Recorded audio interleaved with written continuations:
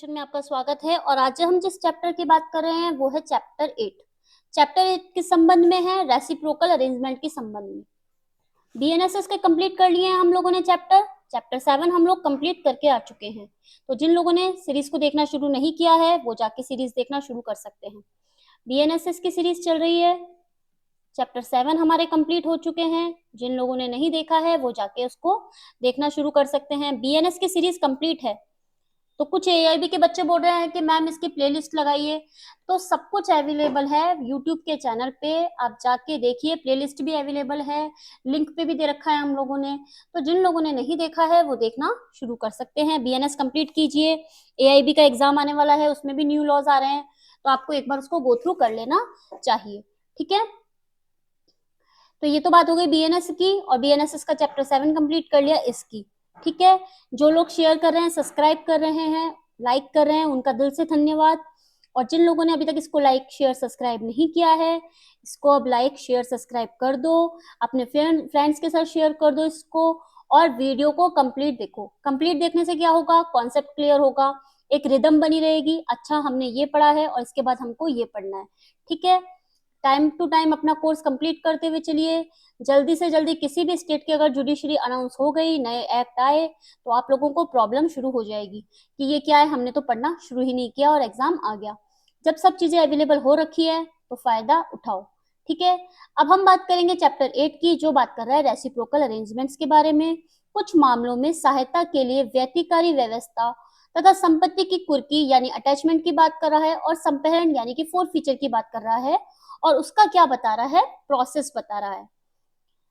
ठीक है, ये वाला कौन सा चैप्टर है, क्या ये चैप्टर हमने सीआरपीसी में देखा था? तो बिल्कुल सीआरपीसी है, जो कि हमारी 1973 की, अभी तक इसने हमारा पीछा नहीं छोड़ा है। कुछ एग्जाम्स में ये आ रही है, कुछ एग्जाम में दोनों आ रहे हैं। तो जो प्रोसेस है, ये जब हम सीआरपीसी पढ़ते थे तो वहां पे चैप्टर आता था 7A जो चैप्टर आता था, उसके अंतर्गत भी हमको सेम ये वाले प्रोविजंस दे रखे थे। तो सबसे पहले हम बात करते हैं कि वहां पे कौन से सेक्शंस कवर होते थे। वहां पे सेक्शंस जो कवर होते थे वो होते थे 105 के अंतर्गत, ABCD ऐसे करके आते थे, जो सीधे जाते थे कहां तक जाते थे वो जाते थे ठ तक। ठ से ठटेरा होता है ना, तो यानी कि 105 ए तक जाते थे, एल तक जाते थे, ए से लेके एल तक जाते थे। 105 ए से लेके एल तक आते थे। 7th ए चैप्टर आता था सीआरपीसी के अंतर्गत। ठीक है, सीआरपीसी में अब जब हम बात कर रहे हैं बीएनएसएस की, तो बीएनएस ने इसको क्या किया, अलग से चैप्टर दे दिया, चैप्टर 8। ठीक है ना, इसने बोला ABCD सब छोड़ो और चैप्टर 8 पे आ जाओ। क्या बोल रहा है, सेक्शन कवर कर रहा है 111 से लेके 120 तक। चलिए बात करते हैं सबसे पहले वाले सेक्शन की। सबसे पहले जैसा कि हम क्या करते हैं हमेशा, ये हमारा पैटर्न रहा है शुरू से, कि हम किसी भी चैप्टर को स्टार्ट करते हैं तो उसकी रेंज का क्या कर लेते हैं, एक चार्ट बना लेते हैं।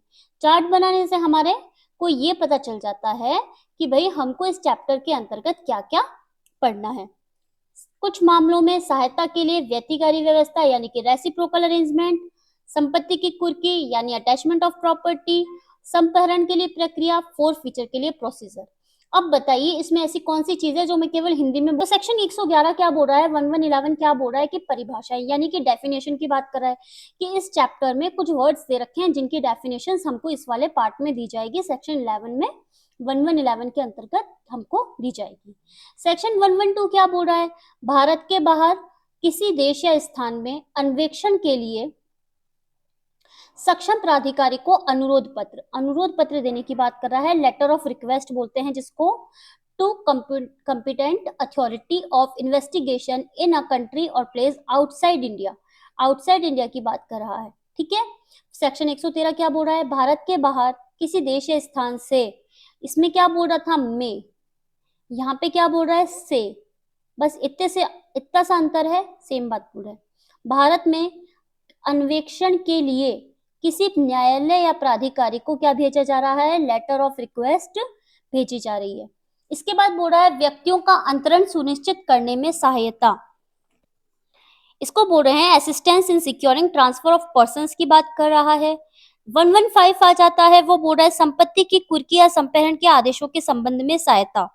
Assistance in relation to orders of attachment और फोर फीचर ऑफ प्रॉपर्टी। 116 क्या बोल रहा है 116 विधि विरुद्ध अर्जित संपत्ति की पहचान करना, यानी कि आइडेंटिफिकेशन की बात कर रहा है, आइडेंटिफाइंग अनलॉफुल एक्वायर्ड प्रॉपर्टी। इसके बाद बात कर रहा है संपत्ति का अभिग्रहण और कुर्की, यानी सीजर और अटैचमेंट ऑफ प्रॉपर्टी। सेक्शन 118 क्या बात करता है, management of properties seized forfeited under this chapter. इस अध्याय के अधीन अभिग्रहित या संग्रहित संपत्ति का प्रबंध। और फिर आता है 119 क्या बोल रहा है, सूचना यानी कि नोटिफिकेशन की बात कर रहा है, नोटिस की बात कर रहा है, notice of forfeiture of property. 120 क्या बोल रहा है, कतिपय मामलों में संपत्ति का संपहरण यानी कि फोर फीचर की बात कर रहा है, four feature of property in certain cases. 121 क्या बोल रहा है, संपहरण के बदले जुर्माना, यानी फोर फीचर करने की जगह फाइन किया जा रहा है। सेक्शन 112 क्या बोल रहा है, कुछ अंतरणों का अकृत और शून्य होना। इसका मतलब 121 क्या बात कर रहा है, फोर फीचर के बदले जुर्माना, और 122 कह रहा है certain transfer to be null and void, यानी कि अकृत और शून्य को क्या बोला जाता है, नल एंड वॉइड। ठीक है। अनुरोध पत्र की बाबत प्रक्रिया, यानी कि जो लेटर ऑफ रिक्वेस्ट था उसके लिए जो प्रोसेस वगैरह होता है वो बताया गया 123 में, और 124 बोल रहा है इस अध्याय का लागू होना। देखिए यहाँ पे इन्होंने 120 लिख दिया, लेकिन इसका जो प्रोसेस चलेगा वो 123 तक चलेगा। यहाँ पे भी चेंज कर लीजिए आप, 123 है ये, पूरे कंप्लीट कर देते हैं, 123 लिख देते हैं, ठीक है ना। 123 नहीं है बल्कि 124 है, सॉरी 124 है ये क्या होता है, टाइपिंग मिस्टेक हो जाती है ना तो उससे हो जाता है, कोई ना, हम कर लेंगे इसको यहाँ पे सही।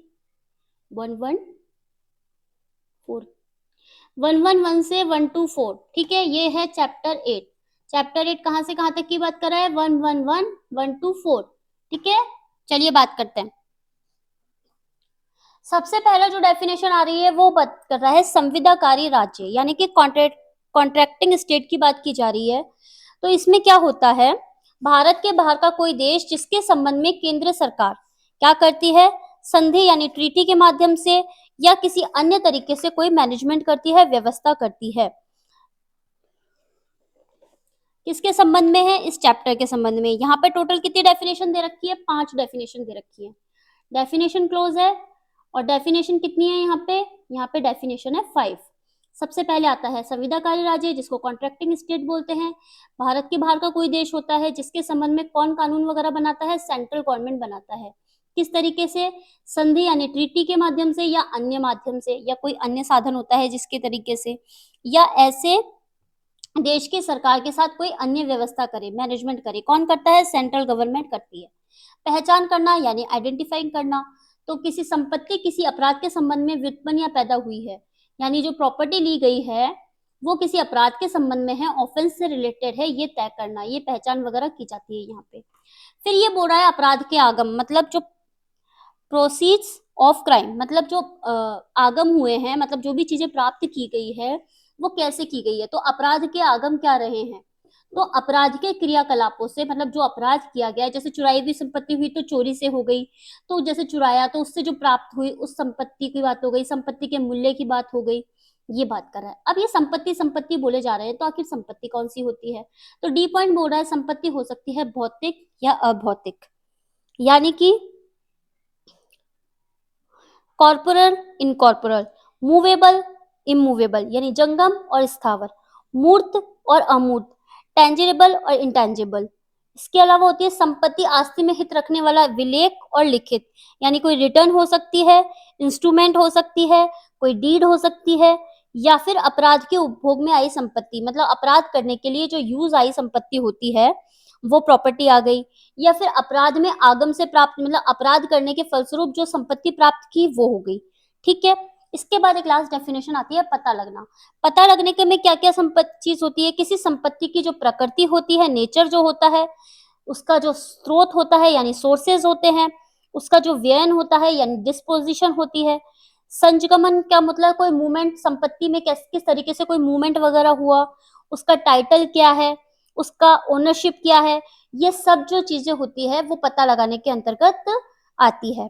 अब आता है सेक्शन 112।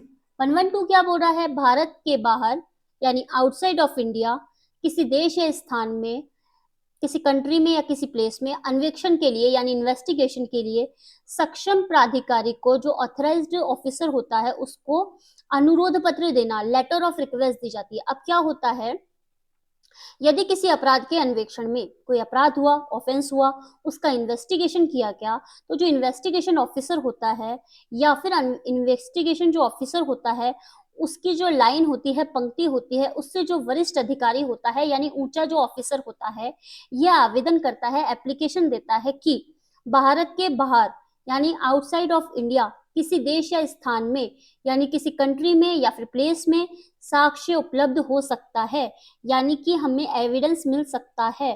तो कोई दांडिक न्यायालय यानी कि जो क्रिमिनल कोर्ट होता है हमारा, वो भेजेगा लेटर ऑफ रिक्वेस्ट, अनुरोध पत्र भेजकर उस देश या स्थान में, मतलब जिस भी देश या स्थान की बात की जा रही है उसमें ऐसे न्यायालय यानी कि कोर्ट को या प्राधिकारी को यानी अथॉरिटी को या ऑफिसर को जो ऐसे अनुरोध पत्र पर कार्रवाई करने के लिए सक्षम है, उस लेटर ऑफ रिक्वेस्ट पर कार्रवाई करने के लिए, प्रोसीडिंग करने के लिए सक्षम है, तो उसको क्या किया जाएगा, यह अनुरोध करेगा, रिक्वेस्ट करेगा कि वह ऐसे व्यक्ति को, किसी ऐसे व्यक्ति की मौखिक परीक्षा करे, यानी कि उसका ओरल एग्जामिनेशन करे, जिसके लिए संदेह हो, मतलब डाउट हो कि वह मामले के जो तथ्य होते हैं और परिस्थितियां होती हैं, फैक्ट्स होते हैं और सिचुएशन होती है, उनसे क्या है, अवगत है। अवगत है का मतलब उसको जानता है। तो क्या होगा, इस परीक्षा को करने में वो, मतलब इस तरीके का एग्जामिनेशन करने में वो कथन को अभिलिखित करेगा, यानी कि जो स्टेटमेंट वगैरह होते हैं उनको रिकॉर्ड करेगा और दस्तावेज या चीज पेश करने को उसको कहेगा जो उसके कब्जे में है, उसके पोजीशन में जो जो चीज होगी, उसके कब्जे में जो जो चीज होगी उसको पेश करने के लिए कहेगा। और ये सब चीजें किसको भेजेगा, न्यायालय को भेजेगा। क्या क्या, कोई जो एविडेंस मिलेगा वो, कोई अधिप्रमाणित प्रतिलिपि होती है वो, या फिर संग्रहित चीजें जो होती है वो, जो भी चीजें उसने कलेक्ट वगैरह की थी ना, ये सब चीजें क्या करेगा, न्यायालय को भेजेगा। सेकंड पॉइंट क्या कर रहा है, केंद्र सरकार यानी कि जो हमारी सेंट्रल गवर्नमेंट होती है, विनिर्दिष्ट रीति से जो प्रोसेस दिया गया होगा, जो नियम दिए गए होंगे, जो रीति वगैरह दी गई होगी, उससे अनुरोध पत्र पारित किया जाएगा। उस तरीके से उस अनुरोध पत्र को यानी लेटर ऑफ रिक्वेस्ट को भेजेगा और पॉइंट में जो कथन दस्तावेज चीज होंगे वो बीएनएसएस के अकॉर्डिंग संग्रहित समझे जाएंगे। मतलब ये जो पॉइंट था जो पहले बोला गया है, फर्स्ट नंबर का पॉइंट, इसमें जो जो कथन वगैरह होंगे, स्टेटमेंट वगैरह होंगे, जो डॉक्यूमेंट वगैरह भेजे जाएंगे, वो संग्रहित किसके अकॉर्डिंग होंगे, बीएनएसएस के अकॉर्डिंग संग्रहित समझे जाएंगे। यहाँ पे सीआरपीसी को इंक्लूड मत कर लेना, क्योंकि हम किसकी बात कर रहे हैं, बीएनएसएस की बात कर रहे हैं। चलिए बढ़ते हैं आगे। सेक्शन 113 क्या बोल रहा है, केवल से का मतलब है, मतलब वहां पे मे आ रहा था और यहाँ पे आ रहा है से, तो यानी कि भारत के बाहर, आउटसाइड ऑफ इंडिया किसी देश या स्थान में, कंट्री या प्लेस से भारत में अन्वेषण के लिए, इंडिया में अन्वेषण यानी इन्वेस्टिगेशन करने के लिए किसी न्यायालय या प्राधिकारी को, कोर्ट या फिर अथॉरिटी को अनुरोध पत्र।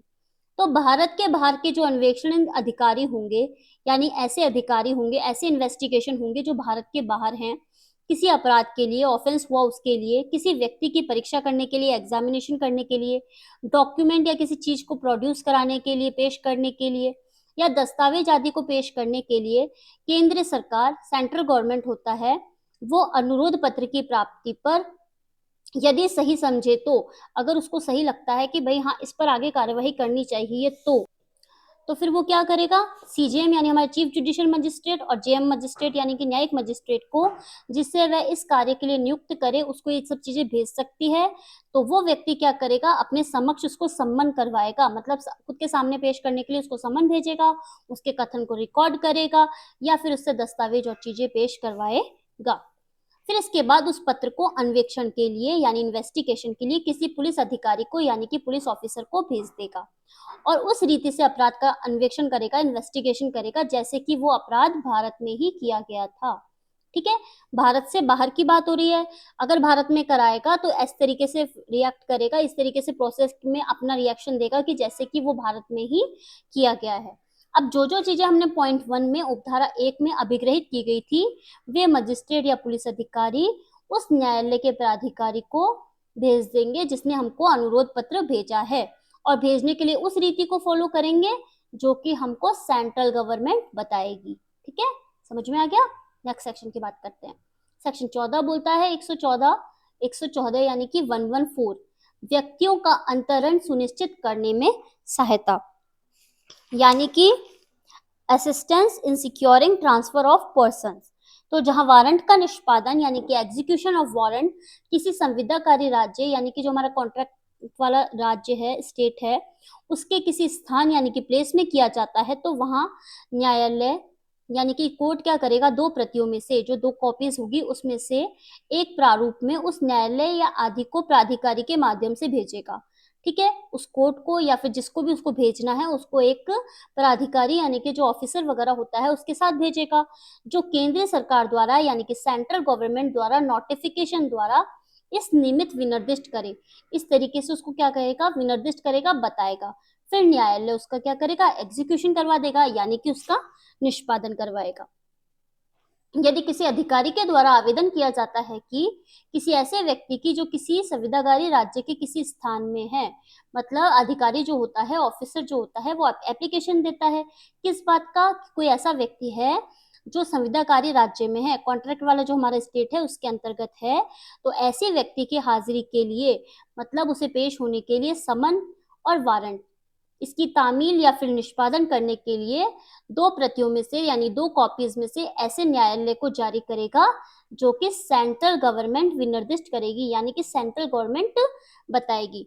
फिर जहां भारत के किसी न्यायालय को संविदाकारी राज्य के किसी न्यायालय के द्वारा अपराध के संबंध में, किसी ऑफेंस के संबंध में कोई वारंट मिलता है किसी व्यक्ति को अरेस्ट करने के लिए, जिसमें ऐसे व्यक्ति को कोई चीज पेश करनी है, कोई डॉक्यूमेंट वगैरह पेश करना है और उसके साथ हाजिर होना हो, तो इस तरीके का एग्जीक्यूशन निष्पादन ऐसे माना जाएगा मानो कि वो जो वारंट था वो किसी भारत के किसी न्यायालय के द्वारा ही प्राप्त हुआ हो। ठीक है, अब 4 में देखिए 4th पॉइंट क्या बोल रहा है, किसी संविदाकारी राज्य यानी जो कॉन्ट्रैक्ट वाला हमारा स्टेट होता है उसको अंतरित कोई व्यक्ति भारत में अगर बंदी हो तो वहां भारत का जो कोर्ट होगा, सेंट्रल गवर्नमेंट होगा, वो जो शर्तें अधिरोपित करेगी वो होंगी जो कि वो ठीक समझे। ठीक है, और भारत को अंतरित कोई व्यक्ति, अगर भारत को कोई व्यक्ति भेजा गया है, संविदाकारी राज्य में बंदी है, तो वहां पे भारत का न्यायालय डिसाइड करेगा कि उन शर्तों का जिनके तहत बंदी भारत को भेजा जाता है अनुपालन किया जाएगा, और ऐसे बंदी को यानी जो बंदी रखा गया है, कारागार में रखा गया है, कैदी वगैरह, उसको ऐसे शर्तों के अधीन रखा जाएगा अभिरक्षा में जो सेंट्रल गवर्नमेंट उसको निर्देश देगी। क्या बोल रहा है सेक्शन 115, ये बोल रहा है कि संपत्ति की कुर्की या संपहरण के आदेशों के संबंध में सहायता है, यानी कि जो प्रॉपर्टी का अटैचमेंट किया जाएगा, फोरफीचर किया जाएगा, उसके जो ऑर्डर वगैरह होंगे उसके संबंध में सहायता की बात कर रहा है। Relation to orders of attachment और फोरफीचर ऑफ प्रॉपर्टी, क्या होता है, जहां न्यायालय को विश्वास हो जाता है, बिलीव हो जाता है कि किसी व्यक्ति से कोई चीज जो प्राप्त की है वो अपराध से संबंधित है, किसी ऑफेंस से रिलेटेड है, चाहे से वो डायरेक्ट हो या इनडायरेक्ट, तो वो क्या करेगा, संपत्ति की कुर्की यानी अटैचमेंट का या फिर संपहरण यानी कि फोरफीचर का आदेश देगा, जो 116 से लेके 112 के जो प्रोविजन होंगे उसके अकॉर्डिंग होगी। अब ये क्या प्रोविजन है मैडम, तो अभी हम आगे पढ़ेंगे जब हमको समझ में आ जाएगा, क्योंकि अभी तो हम 115 पे ही है ना, 116 तो भी आगे आएगा, तो हम आगे पढ़ेंगे तो हमको पता चल जाएगा कि किस तरीके से उसका अटैचमेंट होगा और फोरफीचर होगा।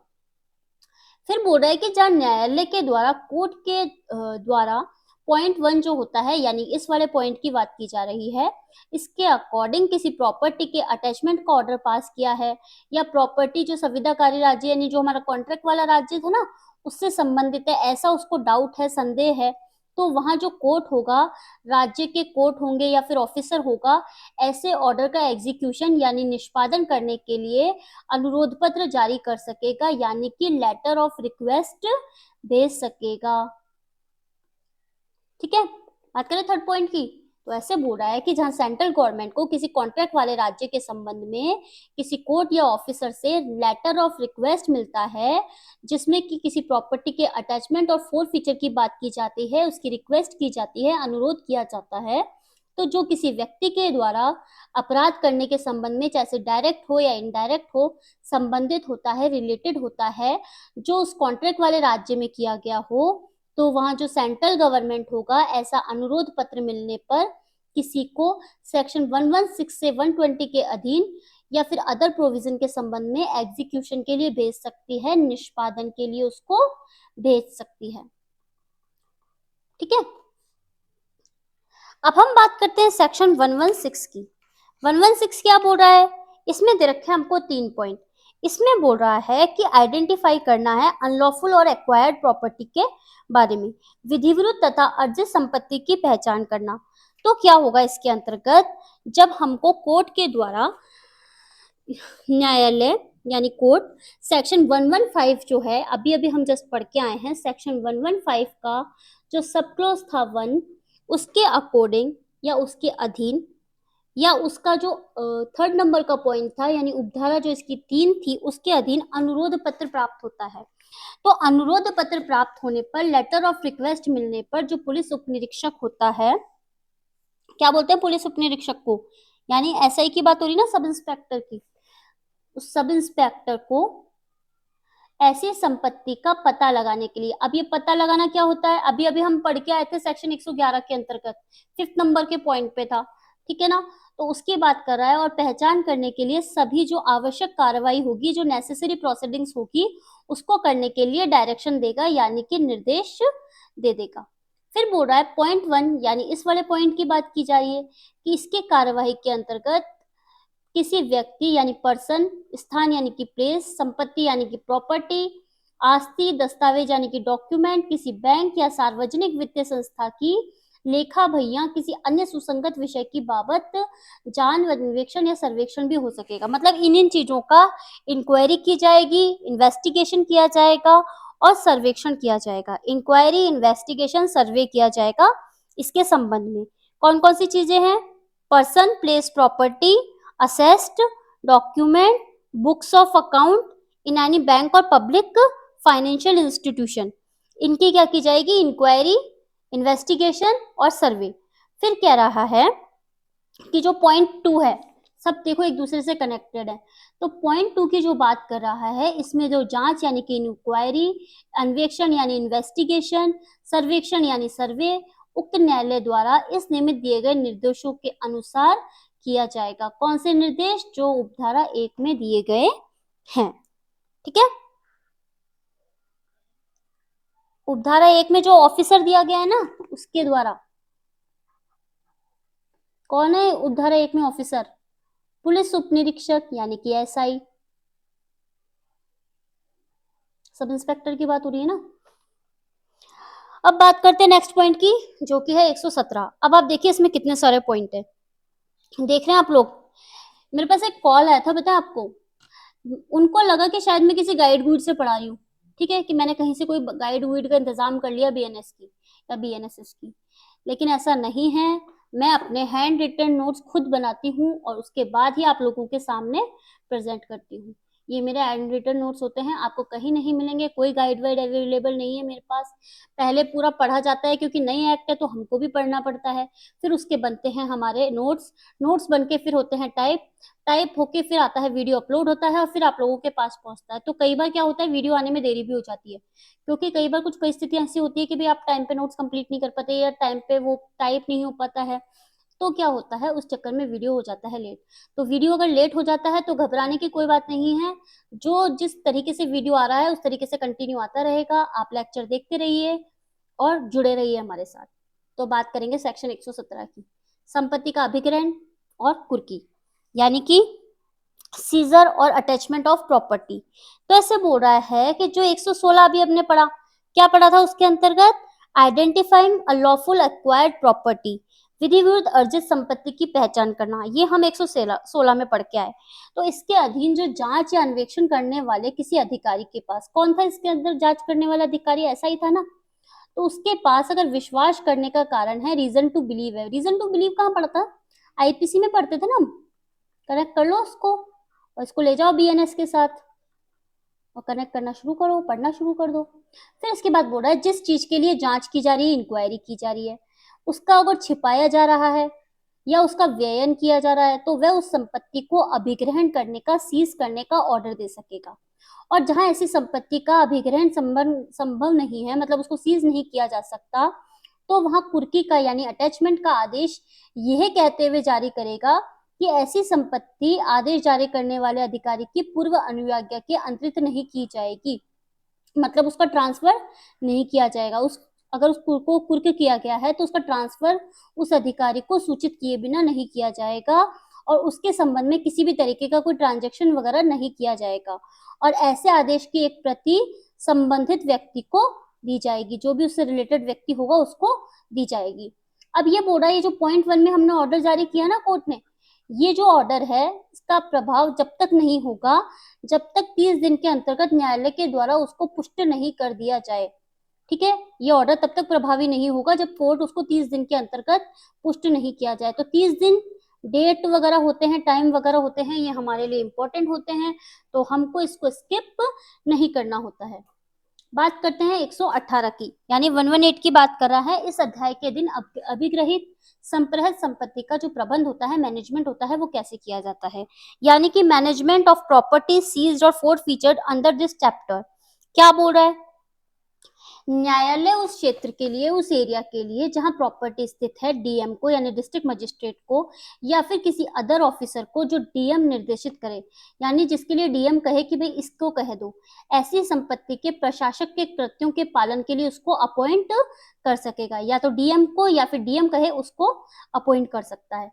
और इसमें जो प्रशासक अपॉइंट होगा फर्स्ट पॉइंट के अकॉर्डिंग, उस प्रॉपर्टी को जिसके लिए 117 व 120 के अधीन किया गया है, सेंट्रल गवर्नमेंट के द्वारा दी गई शर्तों के अनुसार उसका प्रबंध करेगा। ठीक है, सेंट्रल गवर्नमेंट ने जो जो कंडीशंस बताई थी उसके अनुसार उसका मैनेजमेंट करेगा। और जो प्रशासक होगा, प्रशासक कहाँ पे अपॉइंट हुआ था, 118(1) में अपॉइंट हुआ था ना, एक मिनट रुकिए, सेंट्रल गवर्नमेंट को संप्रहत यानी फोर फीचर प्रॉपर्टी के लिए व्ययन के लिए वह उपाय करेगा जो कौन देगा, सेंट्रल गवर्नमेंट देगी। तो यहाँ पे कौन प्रधान हो गया, सेंट्रल गवर्नमेंट, क्योंकि जो कुछ भी नियम बना रही है, शर्तें दे रही है, वो कौन दे रही है, सेंट्रल गवर्नमेंट दे रही है। जो उपाय कर रही है वो कौन कर रही है, सेंट्रल गवर्नमेंट कर रही है। तो क्या होगा इसके अंतर्गत, सेंट्रल गवर्नमेंट करेगी। अब हम बात करते हैं 119 की, संपत्ति के संपहरण की सूचना दी जाएगी, notice of forfeiture of property.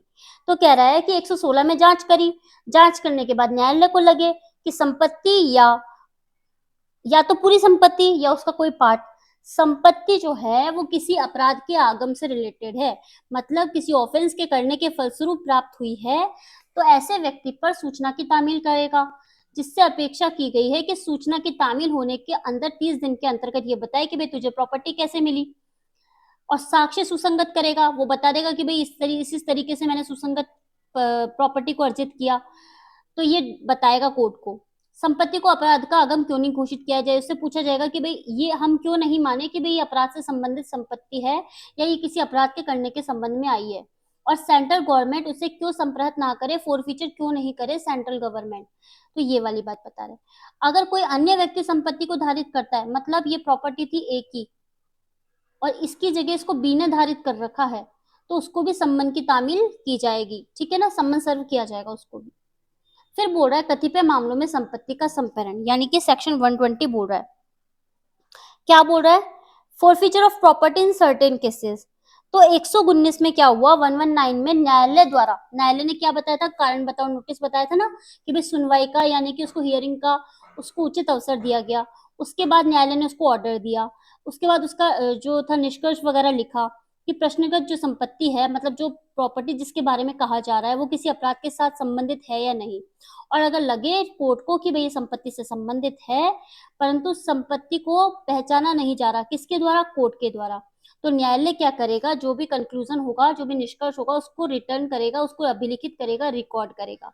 ऐसा करने के बाद ऐसी संपत्ति केंद्रीय सरकार को संप्रहत हो जाएगी, यानी कि जो फोर फीचर होगी वो किसके संबंध में होगी, सेंट्रल गवर्नमेंट के संबंध में होगी। और जहां किसी कंपनी के संबंध में कोई शेयर वगैरह होंगे तो वो सेंट्रल गवर्नमेंट को संप्रहत हो जाएंगे, फोर फीचर हो जाएंगे। और जो कंपनी होगी वो ऐसे शेयरों को एक रजिस्टर में रजिस्टर्ड करेगी, जो किसके अकॉर्डिंग होंगे, कंपनी अधिनियम 2013 के संगम अनुच्छेद के होते हुए करेंगे। अब सेक्शन 121 बोल रहा है संपहरण के बदले जुर्माना, यानी फोर फीचर की जगह क्या किया जा रहा है, fine in lieu of forfeiture, संपहरण के बदले दिया जा रहा है जुर्माना यानी कि फाइन। तो जब न्यायालय घोषणा करता है कि कोई प्रॉपर्टी है जो 120 के अकॉर्डिंग संप्रहत हो गई है, फोर फीचर हो गई है, या ऐसी प्रॉपर्टी का कुछ भाग न्यायालय को साबित नहीं है, मतलब न्यायालय को समझ में नहीं आ रहा कि किससे संबंधित है, तो वो प्रभावित व्यक्ति को न्यायालय संपहरण के बदले, फोर फीचर के बदले उसको बाजार मूल्य के बराबर जुर्माना देने को कहेगा, संदाय करने को कहेगा, और जुर्माने का आदेश देने से पहले उस व्यक्ति को सुनवाई का पूरा अवसर देगा। और जहां व्यक्ति जुर्माने का संदाय कर देता है वहां न्यायालय संपहरण की जो घोषणा होगी उसको प्रतिसंहृत करेगा, मतलब खत्म कर देगा, और संपत्ति क्या हो जाएगी, मुक्त हो जाएगी। ठीक है, अब हम बात करेंगे सेक्शन 122 की। 122 क्या बोल रहा है, कुछ अंतरणों का अकृत और शून्य होना, यानी कि certain transfer to be null and void. तो इसमें इतनी कोई बड़ी बात नहीं थी कि भी पूरे नोट्स बनाए जाए, एक रीडिंग करके हमारा काम चल सकता है। तो जहां 117 के एक के अधीन कोई आदेश करने और 119 के अधीन कोई सूचना जारी करने के बाद आदेश या सूचना में जो संपत्ति दी गई है वो किसी भी रीति से अगर अंतरित कर दी जाती है, ट्रांसफर कर दी जाती है, वहां इस चैप्टर के अधीन प्रोसीडिंग करने के लिए अंतरणों पर ध्यान नहीं दिया जाएगा। और यदि ऐसी संपत्ति बाद में 120 के अधीन केंद्र सरकार को संप्रहत हो जाती है, यानी सेंट्रल गवर्नमेंट को फोरफीचर हो जाती है, तो ऐसी संपत्ति का अंतरण अकृत और शून्य हो जाएगा। अब जो पॉइंट आ रहा है वो आ रहा है सेक्शन 123 बात कर रहा है अनुरोध पत्र की बाबत प्रक्रिया। इसका मतलब हो गया जो लेटर ऑफ रिक्वेस्ट है उसके लिए क्या बता रहा है, प्रोसीजर बता रहा है, procedure in respect of letter of request.